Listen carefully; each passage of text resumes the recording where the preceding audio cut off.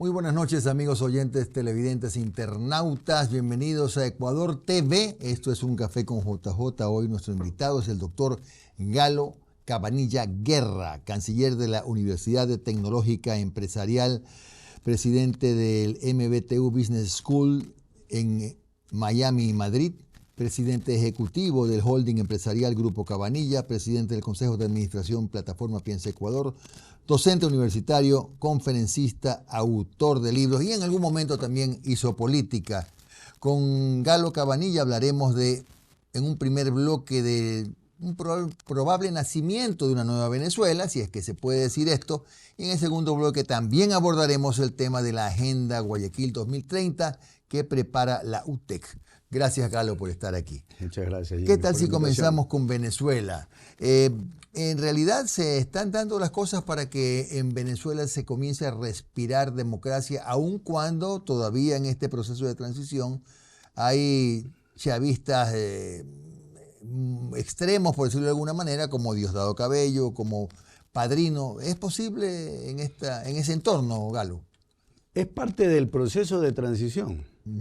Creo que Trump está dando las pautas de cómo va a orientar el nuevo futuro de Venezuela en cuanto a lo económico y en cuanto a lo político. Esta estructura que estaba completamente inmersa, pues definitivamente la ha comenzado a manejar con ellos mismos, ¿no? A través de esta señora Delcy Rodríguez, y le ha puesto pues los límites a la gente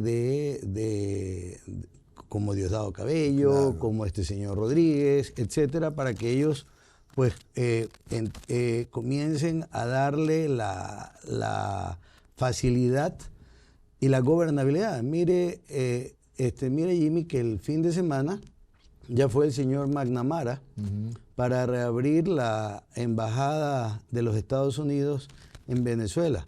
Y aun cuando hubieron estas bandas que nunca faltan y que trataron de causar algo de caos, igual existe el control de los Estados Unidos sobre una estructura de gobierno que está cooperando con esta transición que pienso que va a tomar su tiempo todavía. Claro. O bueno, por lo menos parte de la estructura está colaborando, porque claro, la cara B es que hay mucha gente que ni siquiera sale a la calle porque tiene miedo de la presencia de la militancia armada del chavismo, ¿no? De lo que ha trascendido, Galo, es que incluso hasta están controlando hasta lo que usted escribe en redes sociales. Entonces, en este rato, ese es un proceso duro, sin duda. La situación interna va a pasar, pienso yo, por un proceso en el que estos señores o se alinean o se alinean. ¿Y por qué es esa figura? Porque el esquema que tenían de un gobierno que servía a una estructura delictiva, a una estructura, a un narcoestado, pues ya no va a funcionar, ¿no? Y ahí también entran los militares, donde los militares deben volver a su acción natural dentro de una democracia, que es la de salvaguardar y proteger a la población, no someter a la población, que es lo que ha estado sucediendo. Entonces, eso para mí es el principal cambio que tiene que darse, y que es lo que directamente estos líderes, tipo Diosdado Cabello, deben entenderlo o asumirán las consecuencias según lo que los mismos funcionarios de Estados Unidos les han dicho. Claro, lo que decía era que en esta primera fase está un poco complicada porque, por ejemplo, apenas se han liberado 19 presos políticos, cuando la idea aparentemente por intervención directa de Cabello, y trasciende y ha trascendido también que otro de los temas en los que habrá que destrabar lo que ocurre en Venezuela es el financiamiento que ya será más difícil para Venezuela de actividades irregulares fuera del país. Incluso se ha dicho y con alguna propiedad que muchos partidos políticos del mundo eran financiados por Venezuela. Así es. Y también en Ecuador, que había financiamiento de uno o dos partidos políticos. Exacto, es que ahí pasa también la situación de Venezuela pasa también por el hecho de desestructurar lo que estaba pasando internacionalmente. Por Claro. ejemplo, en Colombia, el hecho de que ellos tienen elecciones ahora en mayo, me parece, y hay que ver qué sucede con el candidato de Petro. Acaba de hacer una subida del salario mínimo, pero A más de $500, sí. del 23%, cuando los propios sindicatos querían el 15%. Entonces, eso le da una base de votación, le podría dar una base de votación muy alta. Entonces, ahí hay una situación compleja. Está también el tema de Cuba, que Cuba, de alguna manera, era una especie de inteligencia o cuartel de mando de toda esta izquierda que se estaba moviendo, con México, que todavía le sigue dando petróleo a Cuba, aunque ya ha sido advertido. Entonces, yo creo que el proceso de desmantelar esta situación de violencia, pues todavía tiene una fase un poco más larga. Para eso nosotros tenemos una propuesta, inclusive, de crear una comisión internacional de desarme y de orden territorial. ¿Integrada por quiénes? Integrada, por ejemplo, por países aliados a los Estados Unidos en esta situación.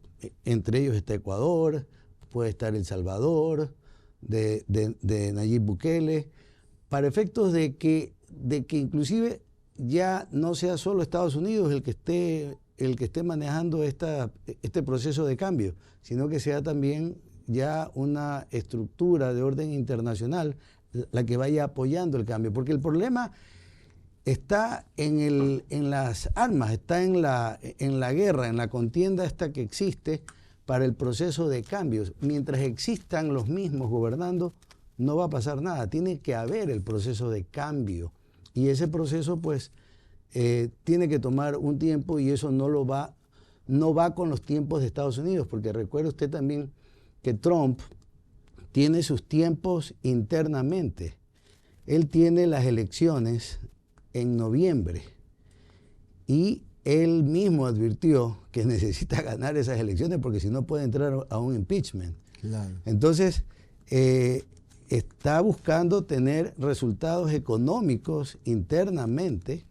Ya habló, por ejemplo, de bajar la tasa de interés de las tarjetas de créditos al 10%.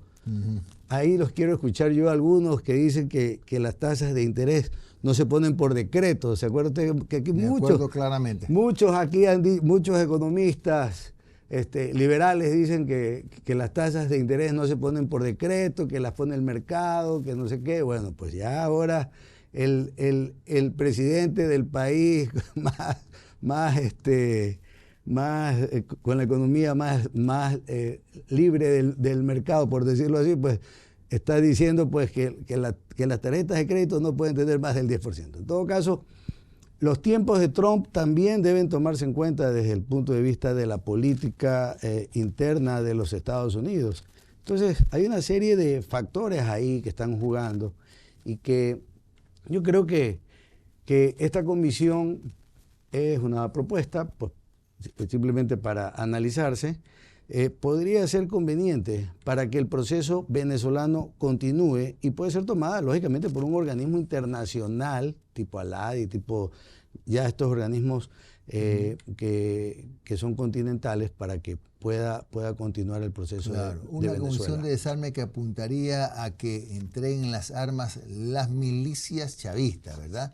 Que entiendo que son algunos cientos de miles de personas. Así es, las milicias chavistas, los mismos miembros del ejército que no son que no están haciendo la función real de que debe cumplir las Fuerzas Armadas, como digo, que es la de proteger a la población.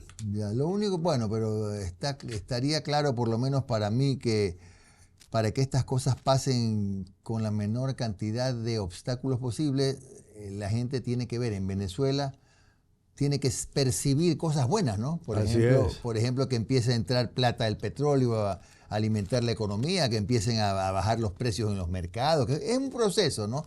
Pero me parece que ese es un lado, por un flanco por el que se puede conseguir las cosas con menos dificultades, ¿no? Bueno, es que la parte económica, por ejemplo, ya tuvo esa reunión el presidente Trump con todas las petroleras, claro, que es lo más fuerte, hay un interés enorme. Sí. Hay un interés enorme, está pidiendo como mínimo 100.000 millones de dólares de inversión. Ahora, recordemos cómo es el negocio ahí, ¿no? El petróleo de Venezuela es un petróleo pesado. Estados Unidos tiene las refinerías. Entonces el petróleo va a Estados Unidos lo refina y lo vende, ¿no? Ese es el negocio ahí, o sea, así ha sido siempre. ¿Cómo lo manejan ellos? Pues bueno, eso ya las formas de pago, etcétera, es lo que van a tener que transar, pero con un gobierno que se vaya realmente organizando. Y es de interés para los venezolanos estructurarse legalmente lo más rápido posible y no manejar esta estructura chavista que pues continúa con ese discurso desgastado y queriendo pues tapar el sol con un dedo, ¿no? Claro. Bueno, antes de hacer el corte, también vemos nosotros con mucho cuidado temas como la dirigencia radical. Mencionaba yo a Cabello, a Padrino, que no está hablando mucho Padrino, ahora el que más habla es Cabello, ¿no? Quién sabe si a lo mejor Estados Unidos opte por otra extracción. Hay que ver, tampoco quiero convertirme en pitonizo. Vamos a hacer una pausa, regresamos a redondear, a concluir el tema Venezuela y también conversaremos de la Agenda Guayaquil 2030, porque también son tópicos que nos interesan en este programa. Ya volvemos con el doctor Galo Cabanilla.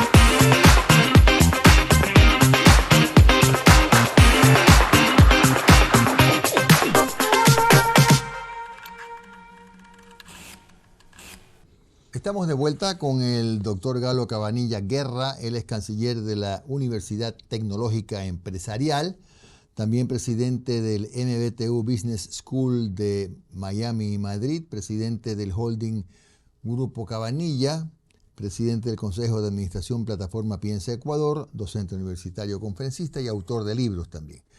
Galo, para seguir aterrizando en el tema Venezuela, la posibilidad de elecciones libres, ¿la ves como efectivamente, real de aquí a un año, medio año? ¿Cuándo?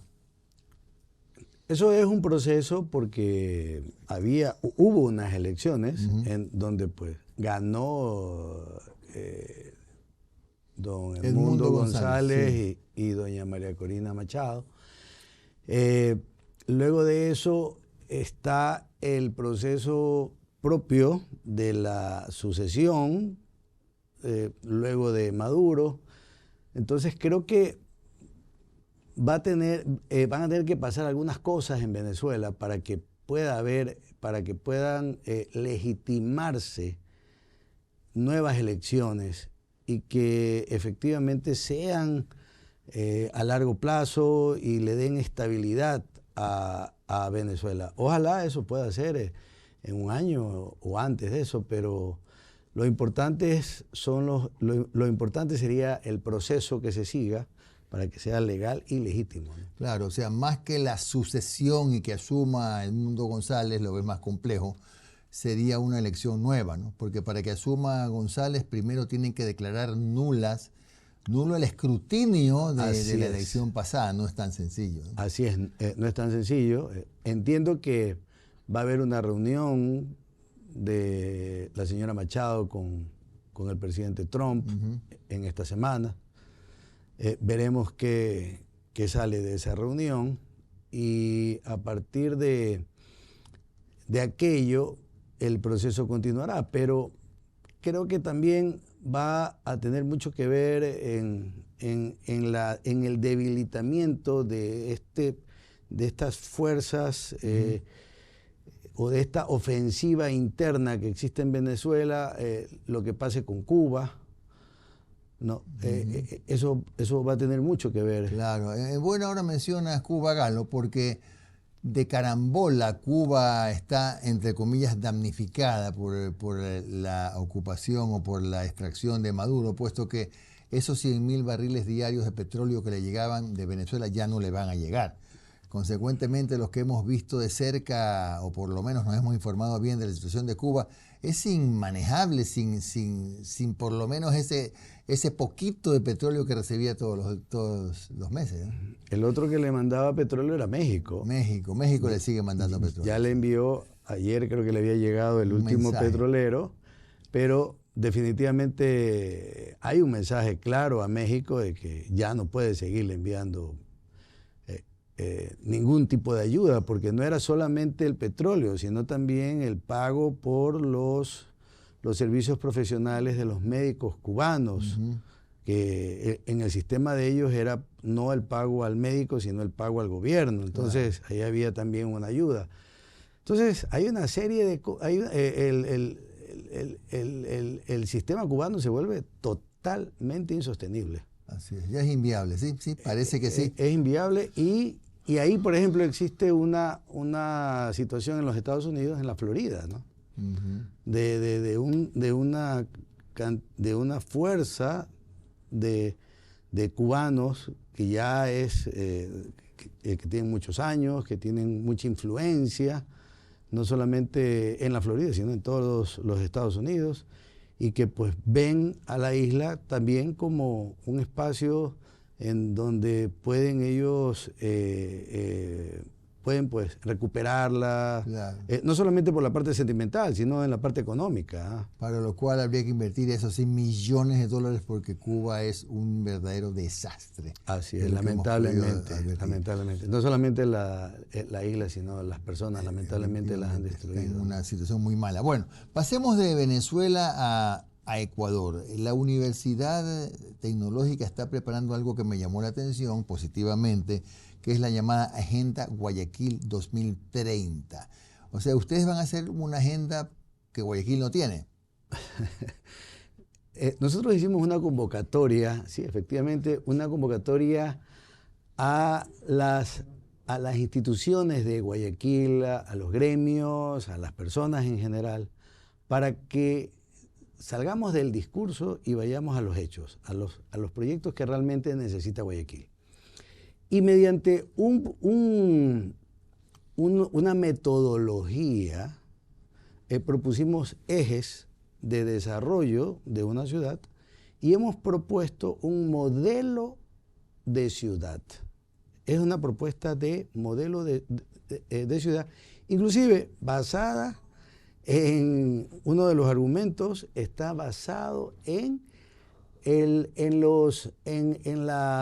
las teorías de los premios Nobel de Economía del año 2025, ¿no? Que hablan de que la innovación y la tecnología impulsan el crecimiento económico mediante la destrucción creativa. ¿Qué es la destrucción creativa, no?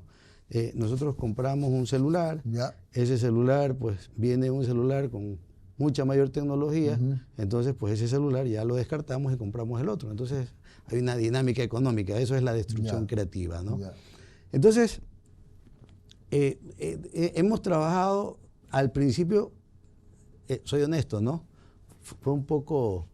Un poco de dudas. Nos preocupó un poquito no llegaban los proyectos, nosotros comenzamos a trabajar en los proyectos que lógicamente teníamos internamente, porque los docentes nuestros pues trabajan siempre en esos temas, pero luego comenzaron a llegar, y de las cámaras de producción, y de instituciones públicas, y bueno, hay unos proyectos, la verdad, Jimmy, muy, muy interesantes, y yo estoy sumamente orgulloso y entusiasmado porque siento que podemos recuperar Guayaquil, y aunque me digan que, y aunque suene esto que voy a decir conocido, pues tenemos que volver a ser grande Guayaquil. Así es. Ahora, en esa agenda Guayaquil 2030, ¿tienen proyectos de transporte, por ejemplo? Tenemos proyectos de transporte, tenemos proyectos de vialidad, tenemos proyectos de... hay hasta proyectos de barrios, de la recuperación completamente de barrios. Hay proyectos... El barrio del Centenario, ojalá que haya un proyecto por ahí. Hay proyectos, hay proyectos de escenarios para recibir a grandes artistas. Ya vimos, por ejemplo, y se cuantificó, y se ha cuantificado, mejor dicho, en el mundo, cuánto dinero traen estos artistas. Vemos ese gran ejemplo que dio este artista Bad Bunny en Puerto Rico, ¿no?